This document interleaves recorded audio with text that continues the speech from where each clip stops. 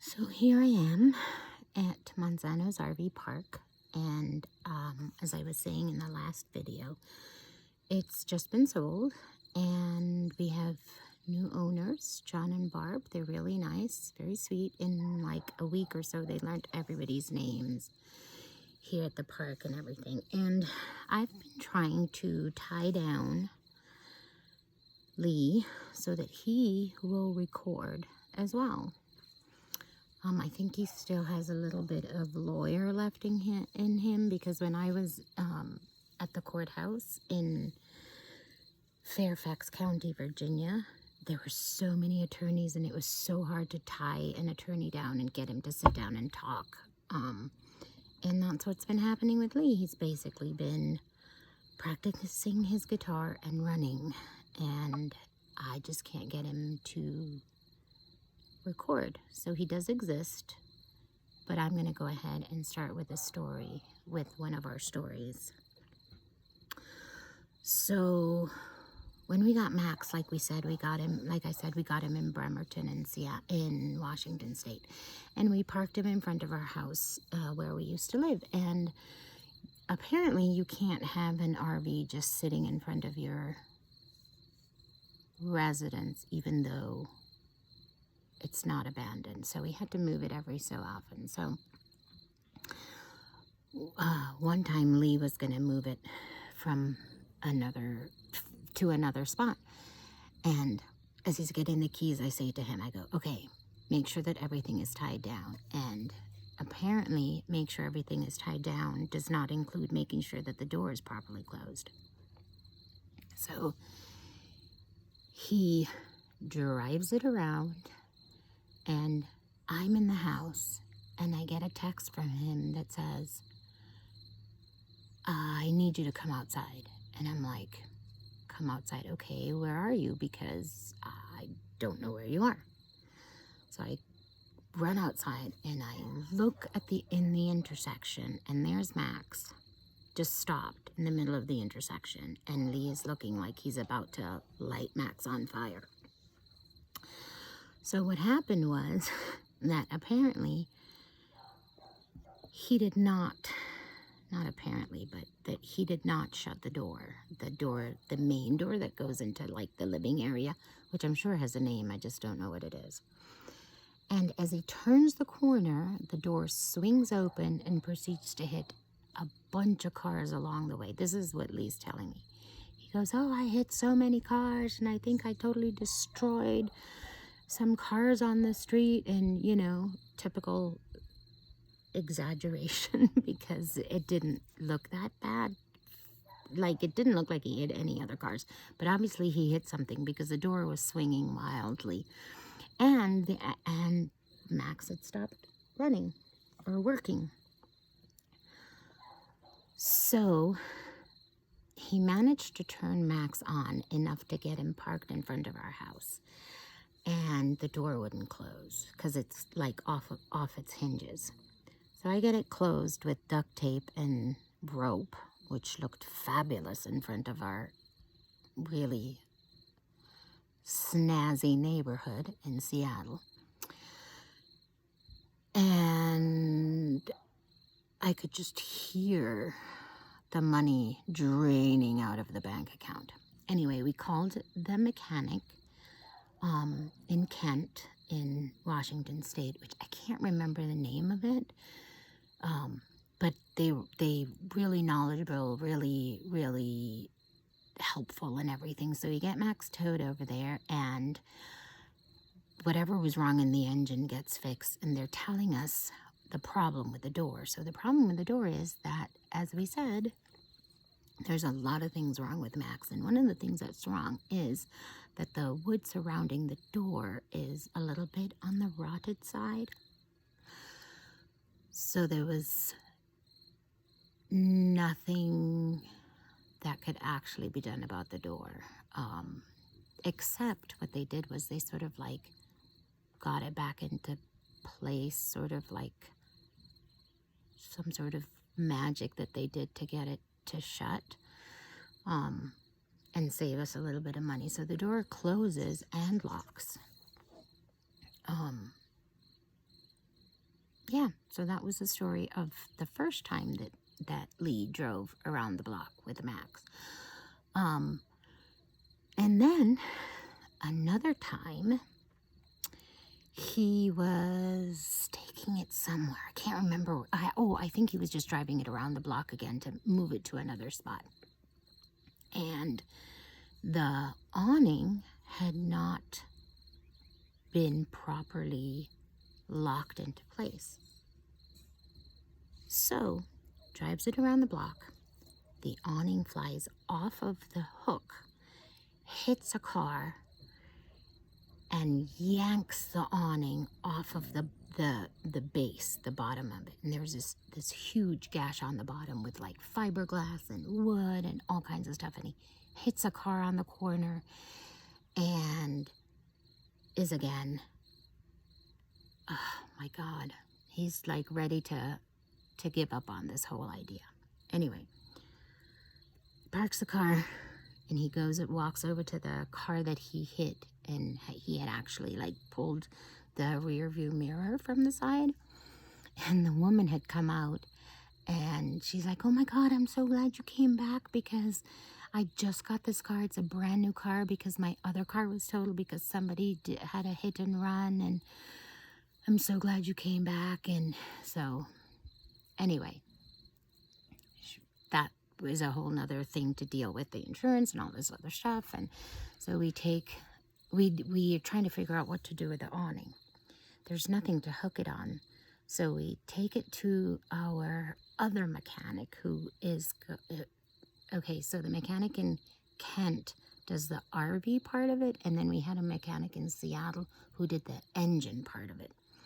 So we take it to that mechanic, and Lee says, okay, just get it fixed so it takes us to where we need to go, because this is our idea. You know, we're hoping to drive around the U.S.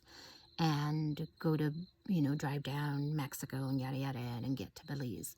So he fixes the RV, the engine part for us, puts in a new radiator and everything, and ties the broken part of the awning with, what do you call those things? Twist ties or whatever, those thingies that go really tight. So we take it to another place. There are like 12,000 places in Puyallup in Washington as we're leaving. By the way, I'm looking around because it's like, what time is it? It is 6:30 in the morning, and I've been awake since like 4, and everybody seems to be like getting up and walking around and walking their dogs. I'm just looking around. All the hummingbirds are like flying to the hummingbird feeders. So anyway, so as we're leaving and packing and all this other stuff. Oh, wait. Before that, before we go to Puyallup to fix the awning, like 2 days before we're about to leave, Lee climbs up on the roof, and he is putting some stuff on the roof to hook up, and he puts his hand, he leans on the top vent, and he puts his hand straight through the vent, and there's this big old hole, and he starts yelling from the top of the RV in the middle of this, it's parked in front of our house, but for all intents and purposes, he's on the roof of an RV in the middle of the street yelling that he's not going to do this trip, and he's fed up of this RV, and he's ready to give it away. And we had the nicest neighbors, and he comes out and has some plastic wrap that he uses for like industrial stuff and duct tape, and he's telling us, okay, you need to have duct tape, you need to have twist ties, you need to take string, you need to have these like an emergency kit of things we need. Anyway, since Lee is the brains and I'm the brawn, I climb up to the roof and I put duct tape all over everything along with this plastic. And so far, nothing happens. We leave, we drive to Puyallup, we get the vent fixed, we get the awning fixed, and we're ready to go. So we had to stay at this mechanic for a few days because they're getting everything fixed, and you know, Coco's all upset. It took us like a half an hour to get her inside Max because she knew that we were leaving. And I'm not even going to tell you what a 163-pound Newfoundland feels like when she decides to plant her feet on the floor and not move. So we're in Puyallup, and everything is ready, and the guys were really super cool, and they're getting everything, trying to get everything done because we wanted to leave before the end of the year. Lee wanted to leave before the end of the year. So we tie Mr. Toad to the hook, to the tow bar, which we got. We had to go put a tow bar on Max to tow Mr. Toad. So we're driving along, and we have a rear view camera. So we're driving, and I couldn't believe that we were actually getting out of Washington. Like, so many things had happened. Like, for me, that was a sign that we shouldn't be doing this.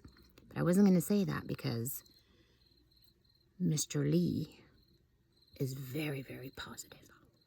So anyway, as we're driving along, finally heading out of Washington State, I look through the rearview camera and Mr. Toad is swinging to the side. I'm like, oh my God, he's loose. And I'm like, Mr. Toad is loose. I think that's what I said, or maybe I said car. And Lee's like, what, where is it going? What's going on? So, we stop, and the first thing we thought was, oh my God, he hit something, there's this huge accident. Thank God it hadn't hit anything. But it turns out that once that happens, you have to do the whole process all over again of hooking him back on. But we didn't know that. So it's like, okay, nothing's working, nothing's moving. What are we going to do? And in my head, I'm going, this is a sign. Anyway, so we finally figured out that we have to do the whole process again. So we turn off the car and unhook everything and do the whole thing, and we hook it on, and finally we're on our way. So we get to Oregon, and we're driving along, and I thought it rained a lot in Washington State, but that's because I had never driven through Oregon. Oh my God. January in Oregon, it just rains and rains and rains and rains and rains and rains and rains, etc., etc., etc. So we're in Oregon, and it's raining, and then water starts pouring inside Max through every possible place that I had not sealed. So there's water coming through, and we're trying to figure out how to stop it. And I'm covering the vent, the brand new vent, which hadn't had a chance to dry. Which, to be fair, the people in Puyallup were trying to get us out of Washington State, so it wasn't really their fault that it hadn't been done properly. So we put plastic on that. However, when you put plastic, all the water that's flooding into your RV stays in the plastic. And so there's this plastic bag of water just sitting there. And I start crying, and I'm like, I didn't sign up for this. And then I was missing my children so much, and I was just so, I want to go back to Seattle. I don't want to do this. So the next day, we figured out how to get the plastic bag off and get the water into a bucket and all this other stuff. And I climb up on the roof, and I duct tape everything because it was too wet for me to try to fix it properly. Everything is duct taped, and I'm like, I want to get the hell out of Oregon. So we drive straight through Oregon. We visit some friends. We drive straight through Oregon, and we get to California. So we get to California, and we are visiting all our friends who live in California, and we decide that we need to check the water in the radiator. And that is the biggest story so far. And I'm going to leave you in suspense to make sure that you follow the next episode. And hopefully I can get Lee to sit with me and do that episode with me. So I will see you at the next episode.